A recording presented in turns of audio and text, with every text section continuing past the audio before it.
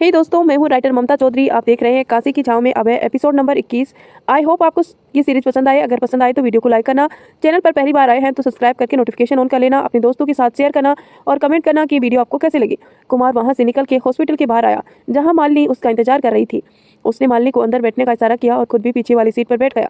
मालिनी ने अंदर बैठते उसे देखते हुए पूछा, क्या हुआ, इतने खामोश कैसे हो गए अभी?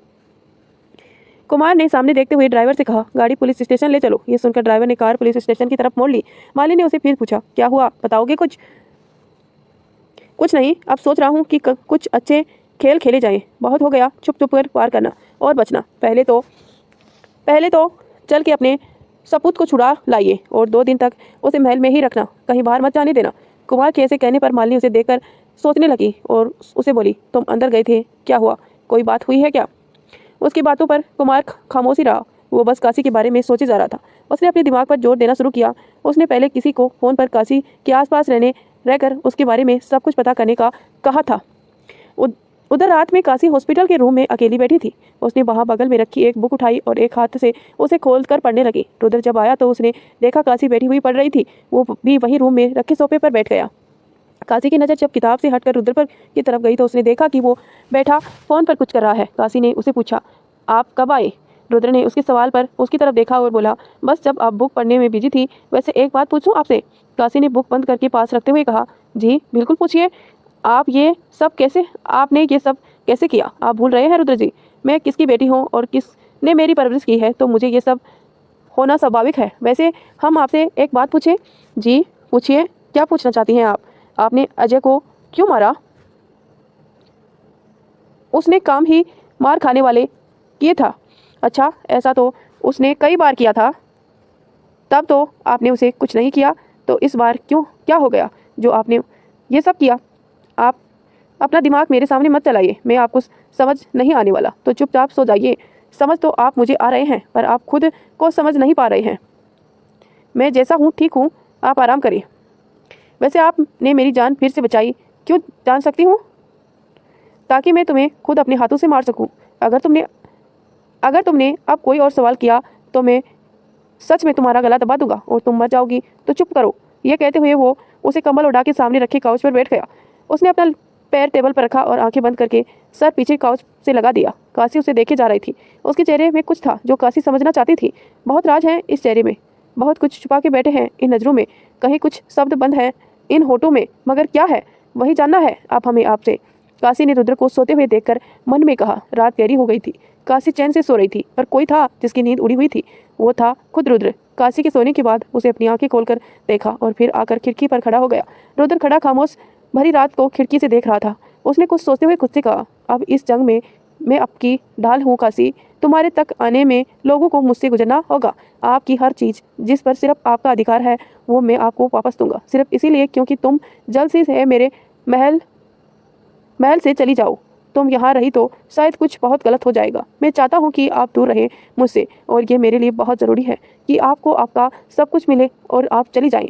रुद्र ने अपना फ़ोन निकाला और किसी को फ़ोन लगाया। फ़ोन की घंटी काफ़ी देर तक बजती रही। फिर जब कॉल कटने को हुआ तभी किसी ने फ़ोन उठा के कहा, हेलो। उस तरफ से एक आदमी की आवाज़ आई थी। रुद्र ने उस आदमी को सुनकर कहा, मैं बोल रहा हूँ, एक काम करना है आपको। उस आदमी ने रुद्र की आवाज़ सुनते ही कहा, हाँ मालिक, बोले क्या काम है? मुझे कुछ ऐसे आदमी चाहिए जो बहुत बहादुर और लड़ने में माहिर हो, उसकी नज़र चील की तरह हो और आंखें गीद की तरह। मुझे कल सुबह यहाँ ऐसे कम से कम 20 से 25 आदमी चाहिए, और देखो कोई लापरवाही ना हो। रुद्र के ये कहने पर उस आदमी ने बहुत भरोसे के साथ हाँ कहकर फ़ोन रख दिया।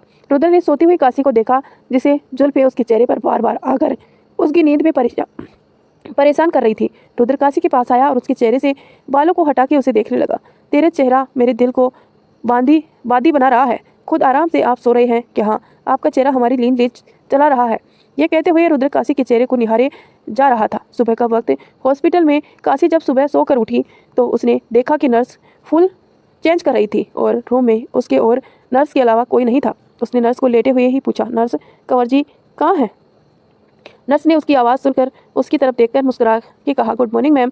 रुद्र जी तो बस कैंटीन गए हैं, आ रहे होंगे। वैसे सच बोलो तो आपके बॉयफ्रेंड बहुत ही केयरिंग है। मैंने देखा है जब आप सोती हैं तब वो आपकी हिफाजत के लिए पल के भी नहीं झपकाते। पूरी रात आपके पास बैठे रहे हैं और हमें से तो कोई किसी पर जैसे भरोसा ही नहीं करते, हर चीज़ कितनी बार चेक करना तब आप तक आने देते हैं। ये कहते हुए नर्स ने उसे सारा देकर बैठा दिया। तभी रुद्र चाय लेकर अंदर आया तो नर्स चली गई। काशी रुद्र को देखकर मुस्कुरा रही थी। रुद्र ने उसे ऐसे मुस्कुराते हुए देखा तो उसे कहा, लगता है आपके हाथ की चोट दिमाग में असर कर गई है, इसीलिए बेबात पर हंसती रही है। चाय पकड़ी और पी ले, ठंडी हो जाएगी। काशी ने उसके हाथ से चाय की कप लेते हुए उसे कहा, पता है अभी ये जो नर्स थी वो क्या बोल के गई है? रुद्र ने पीते हुए उससे पूछा, क्या बोल रही थी जो तुम ऐसे मुस्कुरा रही हो? वो बोल रही थी कि मेरा बॉयफ्रेंड बहुत अच्छा है। काशी के ये कहने पर रुद्र जो चाय पी रहा था वो उसके मुंह से निकल गई और वो खांसने लगा। काशी ने उसे देखते हुए कहा, अरे अरे कंवर साहब, आप तो घबरा गए। और पता है वो क्या बोल रही थी? कह रही थी कि आप बहुत ही केयरिंग हैं, मेरी हिफाजत में पूरी रात जागे हैं, पर असलियत तो मुझे पता है ना कि आप मेरे बॉयफ्रेंड नहीं हैं। आप मेरे से पहले सो जाते हैं। जागना तो बहुत दूर की बात है, और केयर तो आप ऐसे करते हैं कि मिल जाऊं तो गला दबा दो। इसीलिए मुझे इन सब बातों से कोई फ़र्क नहीं पड़ता। आप भी कुछ मत सोचिए, चाय पिए, ठंडी हो जाएगी। उसकी बात पर रुद्र से घूर के देख रहा था और उसे वैसे ही देखते हुए बोला, अच्छा है, आप यही सोचो। और यह कहकर वो बाहर चला गया। काशी उसे जाते हुए देखकर हंस रही थी। ऐसे कुछ मस्ती मजाक में एक दिन बीत गया। काशी को घर ले आया गया था। उसके हाथ में जहाँ गोली लगी थी वो जख्म अभी तक भरा नहीं था, इसीलिए डॉक्टर ने उसे अभी रेस्ट करने के लिए कहा था। काशी अपने कमरे में बैठी बस अगले दिन के बारे में सोचती जा रही थी। उसने सोचते हुए खुद से कहा, बस कल का दिन, उसके बाद उत्तराधिकारी का चयन होगा और उसमें अमर को चुना जाएगा। किसी भी तरह इसे चयन को रोकना होगा, नहीं तो बहुत बड़ी गलती हो जाएगी। पर क्या करूं ऐसा जो ये सब रुक जाए? वो ये सब सोच ही रही थी कि तभी उसके दिमाग में रुद्र का ख्याल आया। उसने जल्दी से फ़ोन लिया और रुद्र को कॉल कर दिया। 2-3 बेल के बाद फ़ोन उठा तो रुद्र ने उसे कहा, क्या हुआ काशी, आपने इस वक्त फ़ोन किया, कोई बात है क्या? आप अभी वापस महल आ सकते हैं कंवर साहब, हमें आपसे कुछ बात करना है। क्या बात है, कोई ज़रूरी बात है क्या? नहीं तो हम शाम को मिलते हैं ना। नहीं कंवर साहब, आप अभी आइए और हमें मिले, बहुत ज़रूरी काम है। ठीक है। उसकी बात सुनकर रुद्र ने जल्दी से आने का बोलकर फ़ोन रख दिया और वहाँ से निकल गया। रुद्र वहां से निकल के सीधा महल पहुंचा। जब वो काशी के कमरे में पहुंचा तो युग और शिवांगी वहां पहले से मौजूद थे। रुद्र अंदर आते हुए बोला, हाँ क्या बात थी जो आपने मुझे ऐसे इस तरह से बुलाया है? काशी ने उसे देखते हुए कहा, आप जरा दरवाजा लगा के आएंगे। उसके ऐसे कहने पर रुद्र ने गेट लगाया और उसके पास आ गया। उसे देखते हुए उसने फिर पूछा, आप बताएंगी क्या बात है? काशी ने उसे बैठने का इशारा करते हुए कहा, बताते हैं, आप पहले बैठ तो जाइए। लो बैठ गया, अब बताओ क्या बात है? ये कहते हुए रुद्र वहाँ रखी चेयर पर बैठ गया। काशी ने सबकी तरफ देखते हुए कहा, आप सबको तो पता ही होगा कि एक दिन बाद राज्याभिषेक होने वाला है और मेरा वहाँ रहने पर उस गद्दी पर अमर बैठ जाएगा। पर मैं ऐसा नहीं चाहती। तो कोई ऐसा तरीका है जिससे ये राज्य अभिषेक रुक जाए, या कोई और चारा? जिसकी इस बात पर रुद्र ने उसे कहा, फिलहाल तो मुझे नहीं लगता कि यह राज्याभिषेक रुकने वाला है, क्योंकि तुम अभी ठीक नहीं हो और इसे रोकना मुमकिन नहीं है, क्योंकि राज्याभिषेक के लिए उत्तराधिकारी का होना जरूरी है। वो भी काबिल, तो उसकी नज़र में उत्तराधिकारी भी है और काबिल भी है, और वो है अमर, तो भूल जाओ। पर तभी युग ने रुद्र और काशी की तरफ देखते हुए कहा, और अगर हम उत्तराधिकारी को ही गायब कर दे तो? उसके ऐसे कहने पर तीनों ने उसे घूर कर देखा। तीनों का मतलब शिवांगी से भी है, जो वहीं बैठी बातें सुन रही थी। रुद्र ने युग को देखते हुए कहा, पागल हो गए हो युग, आप भूल जाओ। अगर ऐसा हुआ तो जानते हो ना कि क्या होगा? मान ली धरती आसमान एक कर देगी अमर को खोजने के लिए, तो ये भूल जाओ और आप आराम करो। और ये कहकर रुद्र वहाँ से चला गया। पर काशी के दिमाग में तो जैसे कुछ और ही चल रहा था। उसने कुछ सोचा। क्या सोचा काशी ने, यह सब तो हम अभी आपको आगे बताएंगे। उससे पहले आप वीडियो को लाइक करें, चैनल को सब्सक्राइब करके नोटिफिकेशन ऑन करें, ताकि जब भी मैं वीडियो डालूं आपको तुरंत नोटिफिकेशन मिले। और अपने दोस्तों के साथ शेयर करके ना। रुद्र युग के प्लान को ना बोलकर वहाँ से चला गया। पर काशी के दिमाग में तो जैसे कुछ चल रहा था। उसने सोच लिया था कि उसे क्या करना था। युग और शिवांगी भी अपने कमरे में चले गए थे। काशी को क्या करना था वो जानती थी। उसने फ़ोन उठाया और किसी का नंबर डायल किया। रिंग जा रही थी पर किसी ने उठाया नहीं। जब फ़ोन कट गया तब उसने एक बार और फ़ोन लगाया, पर इस बार फ़ोन 2 रिंग में ही उठ गया। फ़ोन उठते ही काशी ने तेजी से कहा, अभी तू सो रहा था? हद है, बताओ। एसपी हो गए हैं पर अभी तक आलसी है। अब तो सुधर जा, नहीं तो एक दिन नौकरी से हाथ धो बैठेगा। इस वक्त तू कहाँ है? मुझे मिलना है। उधर से एक लड़की की आवाज़ आई जो कि बहुत ही सुस्ताई हुई थी। अरे मैं सो नहीं रहा था, ड्यूटी से आई हूँ। अब तेरी तरह हर कोई प्रोफेशन तो होती नहीं है जो सुबह गए और दोपहर तक आ जाए। बता क्या काम है? इस पर काशी ने उसे कहा, ऐसे नहीं बता सकती, तू यहाँ माधवगढ़ आ जा, यही बात करूँगी। और देख लेट मत करना, आज ठीक 7 बजे यहाँ रहना। इस पर उस लड़के ने हैरान होते हुए कहा, क्या माधवगढ़? पर तू क्या कर रही है वहाँ? और तू राजस्थान में है, तूने मुझे बताया भी नहीं। यहाँ कैसे आना पड़ा तुझे?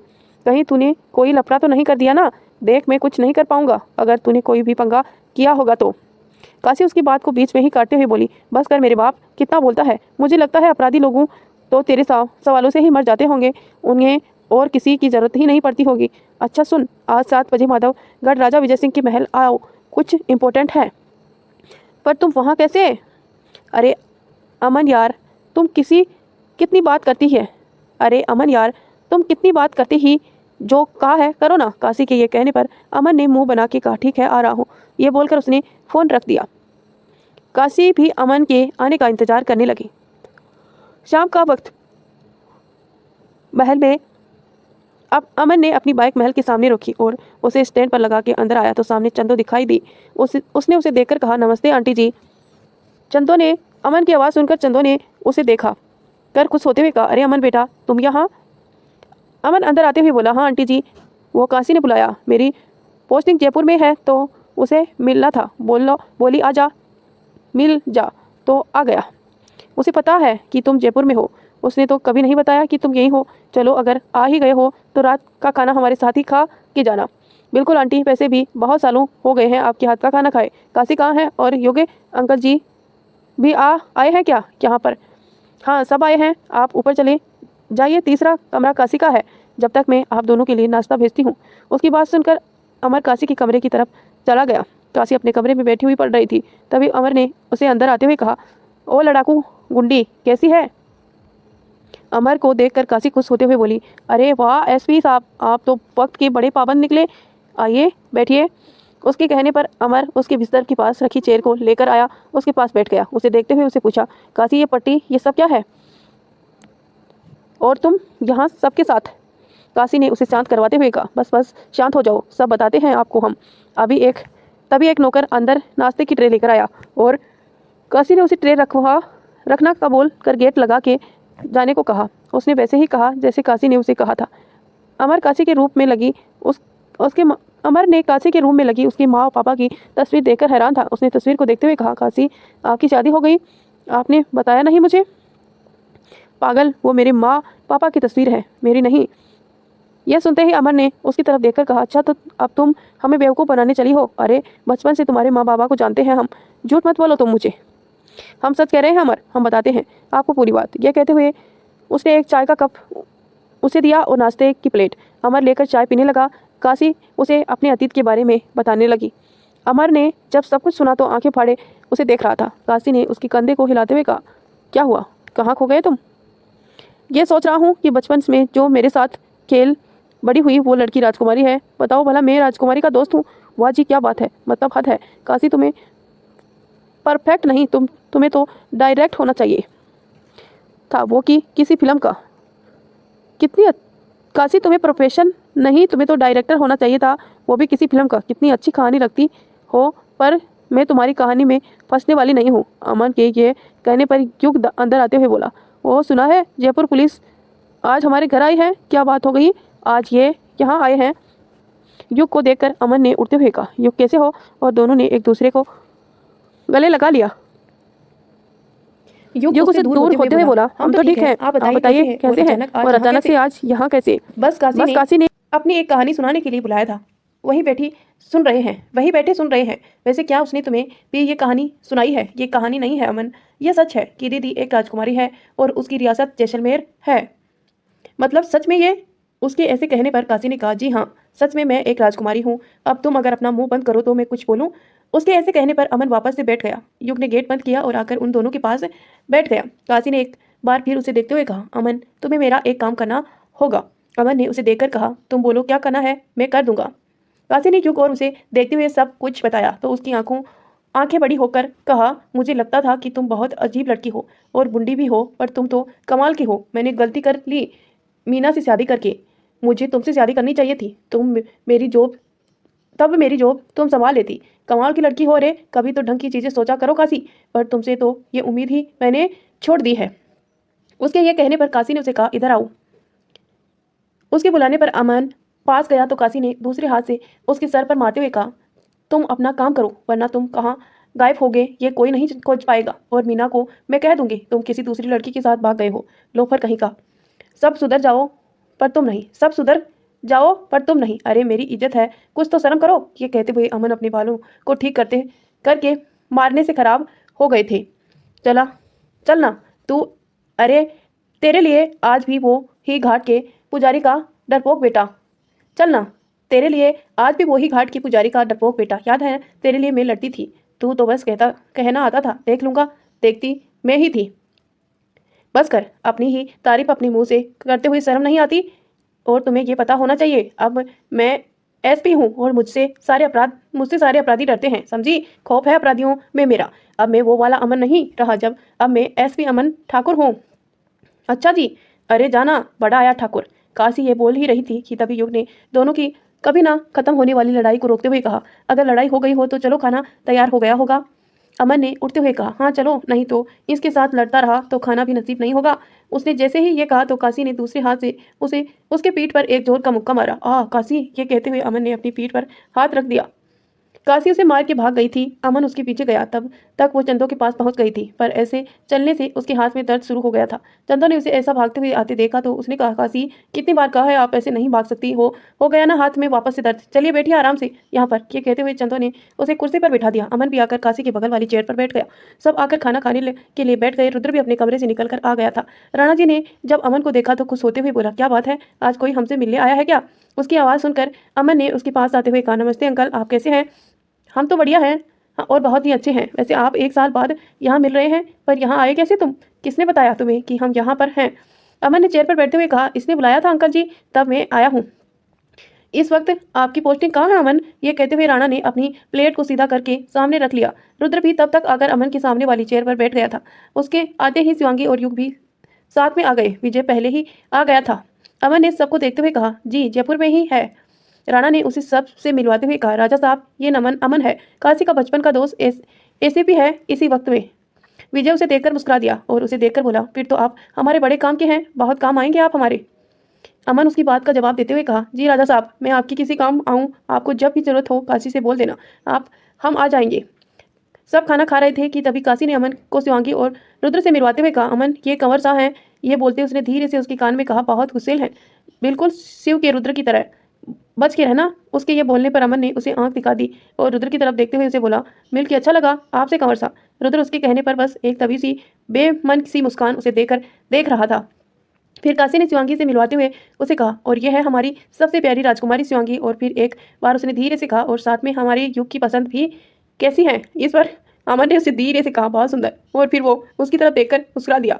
शिवांगी ने भी उसे देखकर मुस्कुरा दिया। काशी ने अपने उल्टे हाथ से खाया नहीं जा रहा था तो अमन ने उसे कहा, वो मेरी लड़ाका ला मैं खिला दूं। ये बोल वो उसे अपने हाथों से खिलाने लगा। अमन काशी को ऐसे खिलाया और उसने ऐसे हंस के बात करना उसे थोड़ा जला रहा था। रुद्र को अच्छा नहीं लग रहा था, पर उसे अपने खाने पर ध्यान दिया।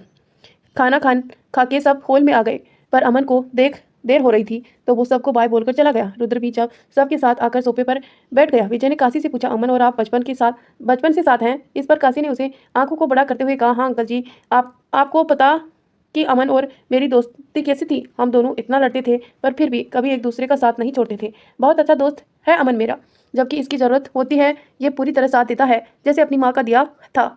इस बात पर जैसे आपने माँ का दिया था। इस बात पर विजय थोड़ा शांत हो जाता है और सबकी तरफ देखकर कहता है, अच्छा हमें कुछ काम है, हम आते हैं। ये बोल वो चला गया है। उसके जाने के बाद चंदो काशी को देखते हुए बोली, जे छोरी तो बावली ही रहेगी। अरे सोच के बोला कर छोरी। ये बोलते हुए चंदो ने उसके सर पर एक चपत लगा दी। इस पर काशी ने अपने सर को सहलाते हुए कहा, मैंने ऐसा क्या बोल दिया जो आप ऐसे बोल रही हैं। तो दोस्तों, आपको ये कहानी पसंद आ रही होगी। अगर पसंद आ रही है तो प्लीज़ वीडियो को लाइक करना।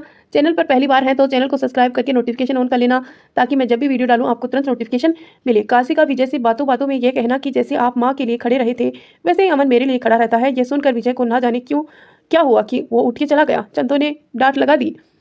काशी सोचने लगी कि मैंने ऐसा क्या बोल दिया जो माँ ने मुझे डांटा।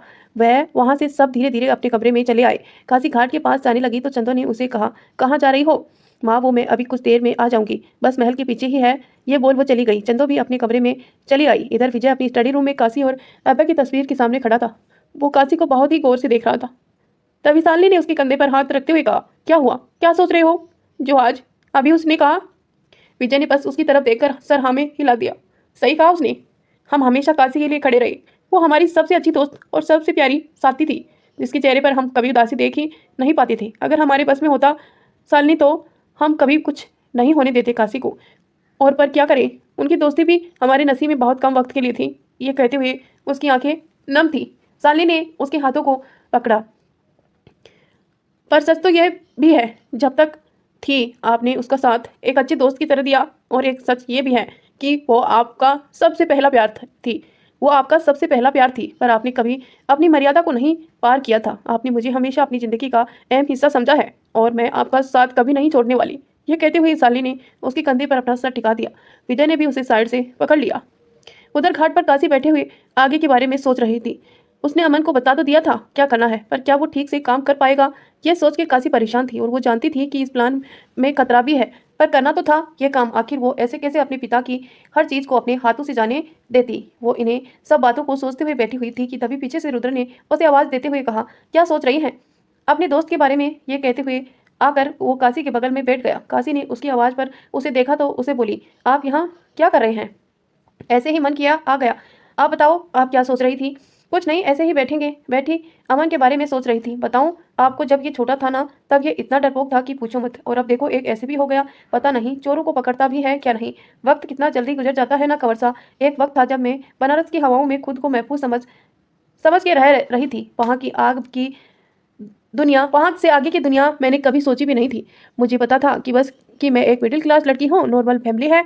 पर कुछ वक्त में मेरी ज़िंदगी में ना जाने क्या क्या हुआ कि मुझे ही सुनकर शौक लगा था। समझ नहीं आता कि क्या करूँ। खुश हूँ कि मैं एक राजकुमारी हूँ, क्या दुखी हूँ कि मेरी वजह से सबकी जान पर खतरा है। उसके ऐसे उदास होने पर रुद्र ने उसके हाथों अपने हाथ पे रखा और उसे देखते हुए कहा, कुछ मत सोचो आप काशी, हम सब हैं, सब ठीक हो जाएगा। यह कहते हुए रुद्र वापस सामने पानी की तरफ देखने लगा। काशी भी सामने देख रही थी और मुस्कुराई जा रही थी। उसने रुद्र की तरफ देखते हुए कहा, वैसे आपसे पूछने का वक्त नहीं मिला कि वो जो उस दिन आए थे मेरे जन्मदिन पर, वो कौन कौन थे। रुद्र वैसे ही सामने देखते हुए बोला, सुगंधा के पापा थे। मैंने सुना कि वो अब अकेले हैं, तो आपके साथ क्यों नहीं रहते। क्योंकि वो बेटी के ससुराल में नहीं रह सकते और पैसे भी वो बिजी रहते हैं। उनका आश्रम है जिसे वो देखते हैं और वहाँ रहते भी हैं। अच्छा, तो कल हम चले उनसे मिलने। क्यों, आपको क्या करना है वहाँ जाकर।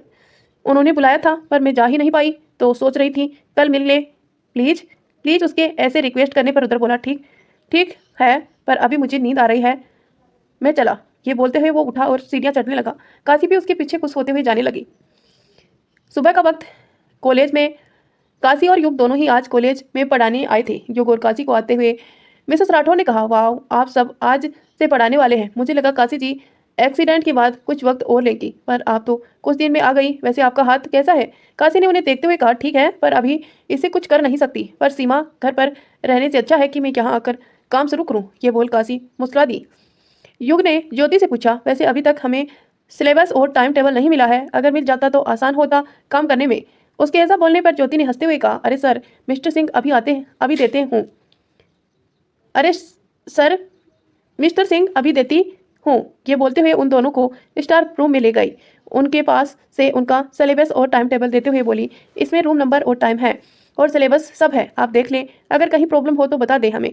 ये बोल वो अपने काम में लग गई। युग काशी भी अपने काम में लग गए। दोपहर तक दोनों ने अपने लेक्चर लिए और बच्चों को इंट्रोडक्शन किया, उन्हें अपने बारे में बताया और साथ में कुछ टॉपिक डिस्कशन किया। दोनों वहां से निकल के महल आए। काशी ने महल आकर रुद्र से फोन पर पूछने लगी कि क्या वो उसे ठाकुर साहब के आश्रम ले जाएंगे, तो उसने उसे युग के साथ ऑफिस आने को कहा। काशी युग के साथ ऑफिस पहुंची तो रुद्र किसी मीटिंग में बिजी था।